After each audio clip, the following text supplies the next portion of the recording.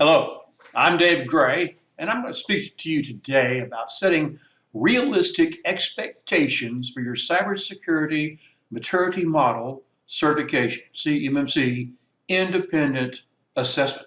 Now, I've spent decades focused on cybersecurity in the military, federal, state, and private sectors, and I use my organization, CMMC Audit Pros, to consult, assess, and teach. Today, we'll walk through 20 realistic expectations for your roadmap to CMMC certification.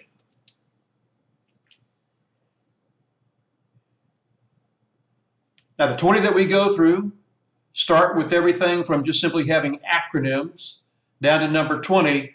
CMMC is going to continue to evolve, so just expect it. And now, 20 realistic expectations.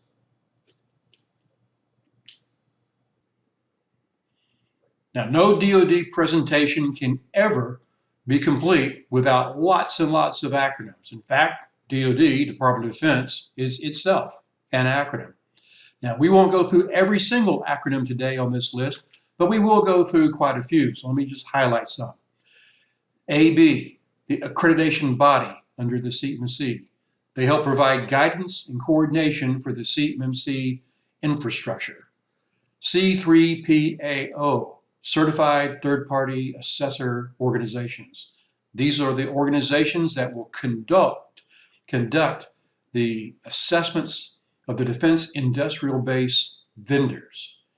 DCMA, the Defense Contract Management Agency, and the group underneath the DCMA, the DIBCAC, the Defense Industrial Base Cybersecurity Assessment Center.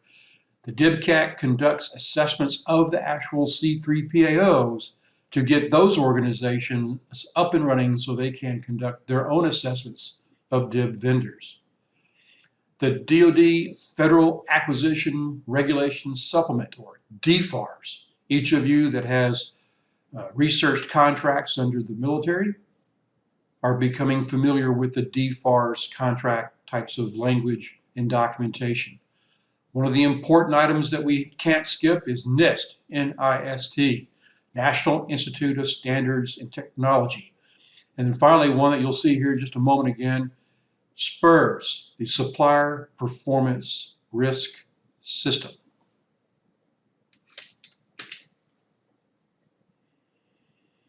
Realistic expectation number 2. CMMC success depends on establishing secure business practices and habits. A successful CMMC assessment is not about implementing security controls and then just setting them to autopilot. No, the successful CMMC is about conducting business securely, day in, day out, month in, month out.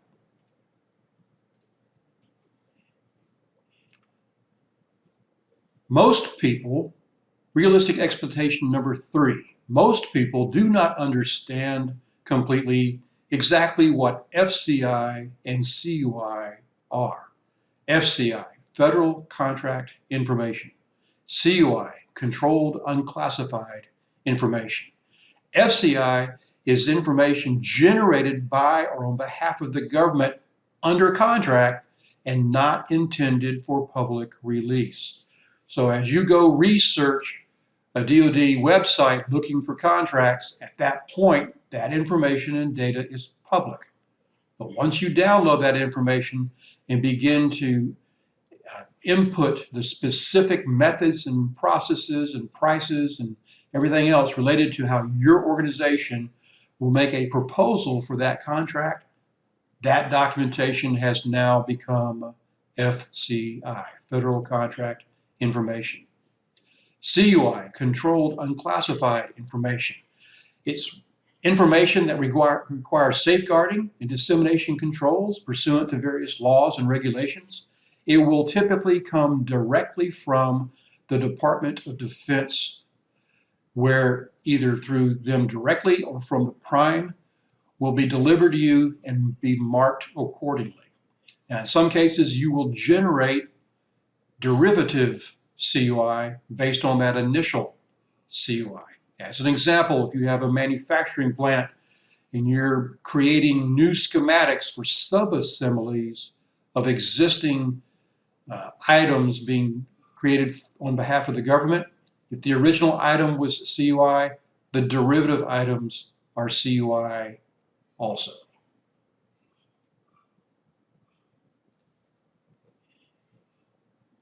Realistic expectation number 4.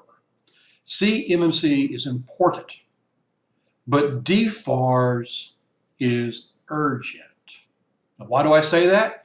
Well, because CMMC success starts with DFARS interim rule number 2019-D041.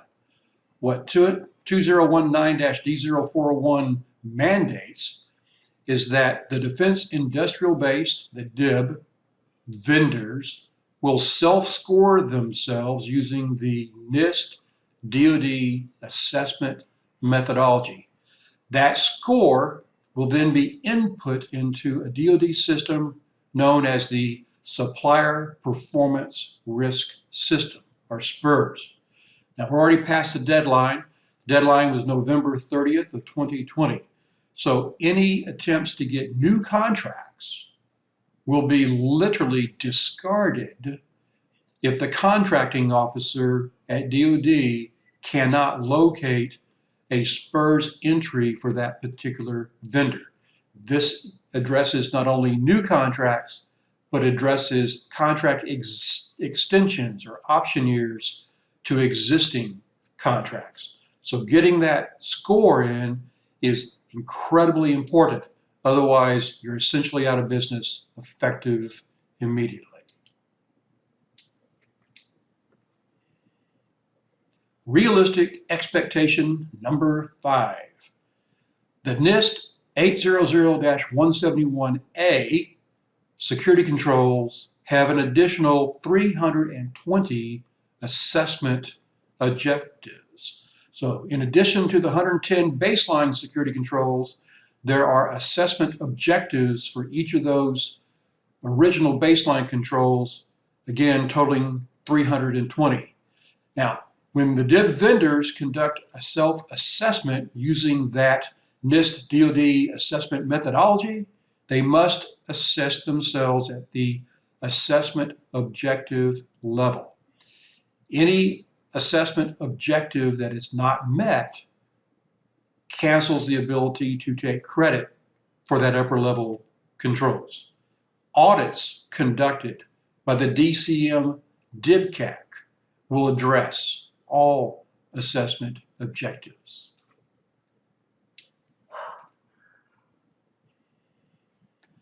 Realistic expectation number 6. DoD assessment scores range from a negative 203 to a positive 110.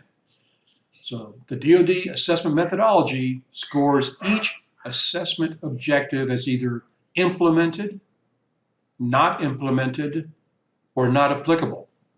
Controls that are not implemented are assessed a penalty. And the penalty ranges from a -1 to a -3 to a -5. And as you begin to subtract these penalties from a starting perfect score of 110, if all of them are not implemented, the resulting score is a -203. If no penalties are applied, the resulting score is a perfect 110. Realistic expectation number 7. CMMC practices. Now, we're talking about practices now, not just the original NIST 800-171 controls. So CMMC practices for levels 1, 2, and 3 include 383 assessment objectives.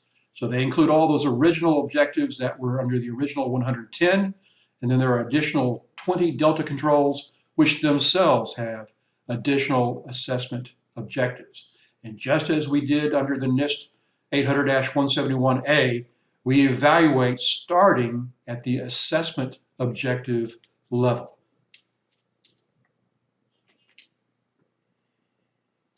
CMMC also has 5 processes based on maturity level. So realistic expectation number 8. If you're dealing with levels 1 through 5, you have a total of 5 processes. So starting at level 2, you've got policy, scope, roles, and mandated procedures. You've got procedures specifying activities to implement policy. You must have an enterprise plan with vision and strategy. And if you're seeking certification for level 4 or level 5, then you must also have measures of effectiveness and be able to standardize and optimize your documented approaches.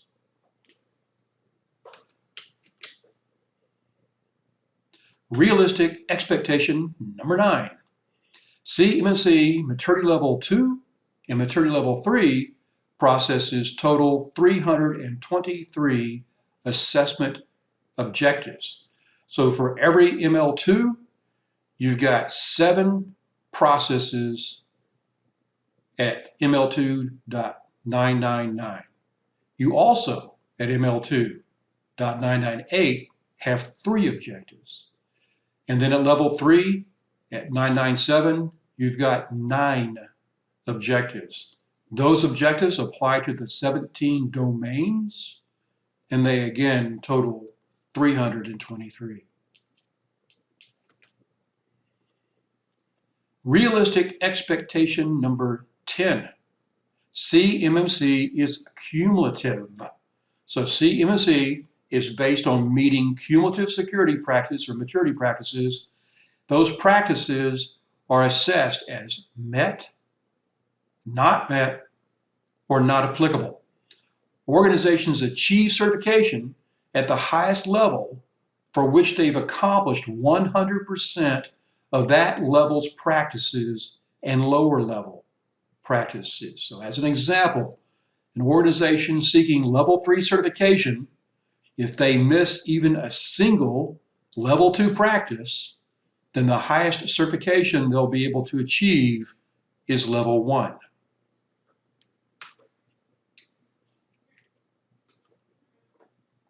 Realistic expectation number 11. CMMC readiness requires trained cybersecurity professionals. This is not the type of framework that anybody can just go out, pick up a book, start reading it, and be completely successful. They need to be people who have experience working with information security and cybersecurity. CMMC assesses documented performance, procedures, policies, and plans that are described in dozens of government and private sector sources. Cybersecurity staff working within the CMMC world must be fluent in NIST, DFARS, and CMMC.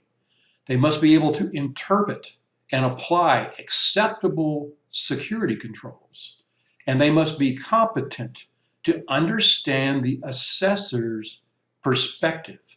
Because again, to get that certification, an assessor will come to your doorstep and begin interviewing. You'll never have met that assessor before, and they'll never have met any of your group before. So everything that you're doing must be communicated to that assessor during the assessment. Realistic expectation number 12. CMMC assessment preparation takes 3 to 6 months, or sometimes even longer. Why is that? It's because CMMC assesses cybersecurity maturity over a period of time, not just a point in time. Last-minute security control updates are not acceptable.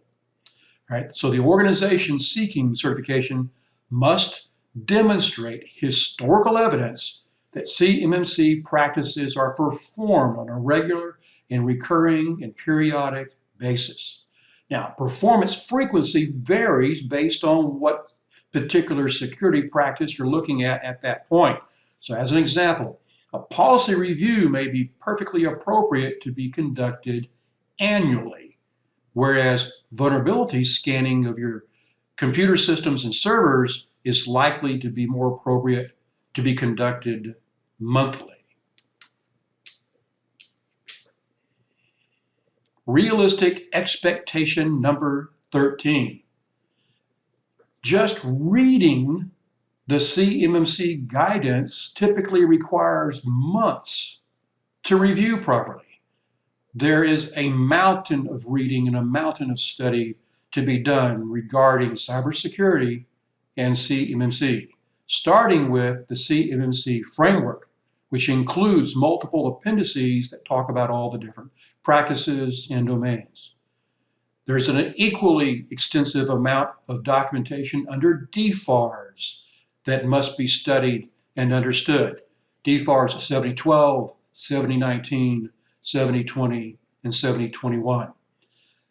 The original information regarding the security controls under the NIST 800-171 and 800-171A is important to understand not just the control itself, but all of the assessment objectives.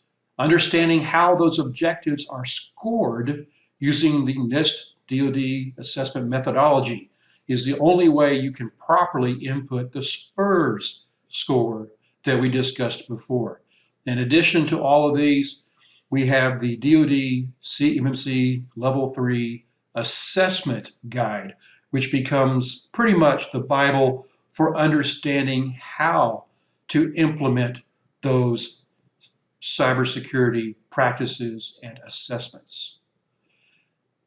For clarification, additional documentation is encouraged. That includes things like the Center for Information Security, other NIST documents, and other federal acquisition regulation clauses. All of this leads to being competent for the next expectation. Realistic expectation number 14. CMMC readiness is complex. It takes a lot of effort by a lot of really smart folks to ensure that your organization is ready for their assessment. So some of the things to think about is, have the organization completed their own self-assessment using the CMMC assessment guides? Do they have any outstanding plans of action? If they do, they're not ready. Do they have any cloud relationships? And if so, do they have a cloud responsibility matrix? If they don't, they're not ready. If they don't have the responsibility matrix, they're not ready. Does the organization's documentation of performance match the way the practices are written? If not, that becomes a potential showstopper. And has the organization successfully met all of the CMMC assessment objectives? If not, then the organization needs to continue working on them in order to be completely ready for that CMMC assessment.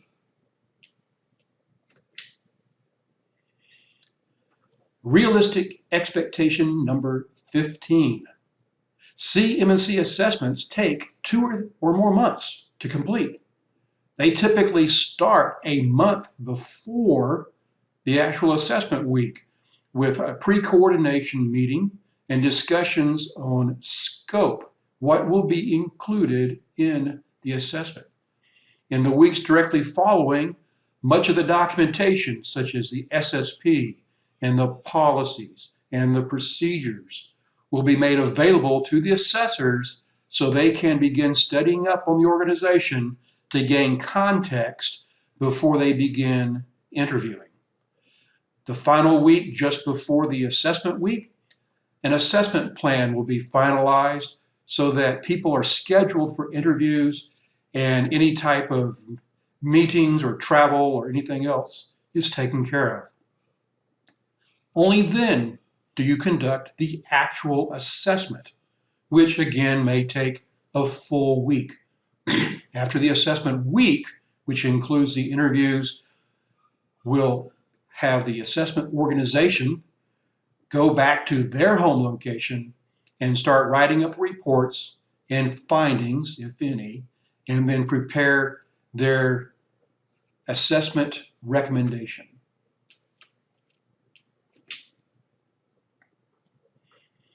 Realistic expectation number 16. CMMC scope is critical, right? So scope includes every location where FCI and CUI data exist or travels in your local and your extended environments. So a picture being worth 1,000 words, map out your environment and where FCI and CUI resides. When you have an extended environment with cloud service providers, mark everywhere that CUI and FCI not only resides, but where it travels. And if you've got partnerships that go across various barriers, be sure to apply or mark or designate all the FCI and CUI and those locations as well. Collectively, that becomes the scope for the assessment. Realistic expectation number 17. CMMC scope extends to the end of the supply chain. So, scope covers all information that process, store, and transmit FCI and CUI or provide protection for such components. That includes your supply chain. So if you've got organizations like machine shops or software development groups that do work on a contract basis for you on behalf of the DoD contract, then those organizations are included within the scope of the assessment. If you create a separate enclave for all that data, then that's the scope. If your FCI and CUI data is commingled with your organization's data, then scope extends to all components where that commingling takes place.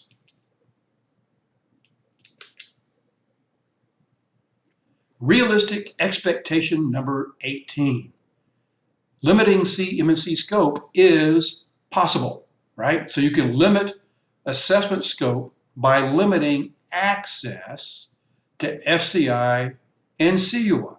So as an example, if you're a maturity level 3 organization and you have subcontractors reporting to you and they need access to some of the data for the contract, then limit the amount of data that they have access to. If you can limit it such that they don't take possession of level 3 CUI data, then they can have their scope reduced down to that of FCI, which would be considered a maturity level 1 as opposed to CUI with maturity level 3. You can greatly reduce the level of effort for maintaining and securing your subcontractors' data by limiting the amount of data that they get access to in the first place. Realistic expectation number 19. CMMC assessors focus on meeting the intent of the CMMC controls. So DoD does not specify the specific solutions that organizations seeking certification have to apply. DoD does not mandate particular technologies or processes or procedures. Every DIB vendor has their own unique approaches to running their business. If those approaches align with and meet the CMMC practices and the assessment objectives, then you're fine. You don't have to do anything specific or use a specific piece of software or a specific technology or a specific tool. You can even do things manually, but it needs to be reasonable. So as an example, if you've just got a few machines, a few computers, a few servers then manual vulnerability patch management might be just fine.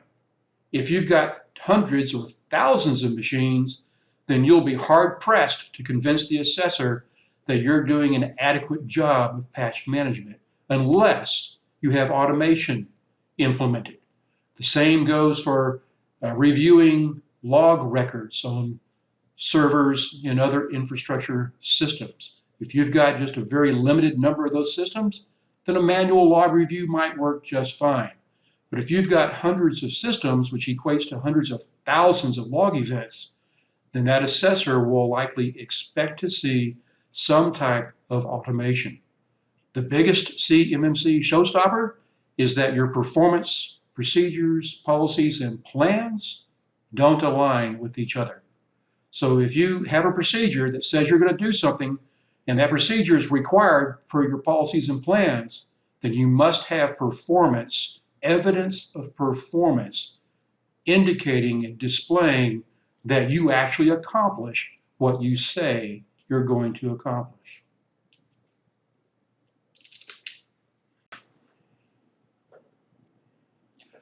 Realistic expectation number 20. CMMC will continue to evolve. So, what do you do in the meantime? Learn everything that you can. Focus on credible, official publications from the CMMC-AB and from the Department of Defense. Be cautious with information that's not documented either via a DoD memorandum or a DoD instruction. Establish and implement strategies now to improve your cybersecurity in line with the controls and practices for your target CMMC maturity level. Most of all, be patient, as right now we are at the leading edge of this entire opportunity. So either you're an innovator or you're an early adopter, and those demographics have lots of opportunity to become frustrated as they have to deal with the continuing changes. So, in summary, we've talked about 20 different realistic expectations. Everything from just understanding the new language that DoD uses, consisting of acronyms, to talking about how there are assessment objectives in addition to the actual controls and practices. And it's the assessment objectives that are actually driving your assessment success or failure. And then we wrapped it up with ensuring that assessors are going to check for CMMC intent. Is your organization meeting the intent of the framework, and recognizing that this framework is going to continue to evolve?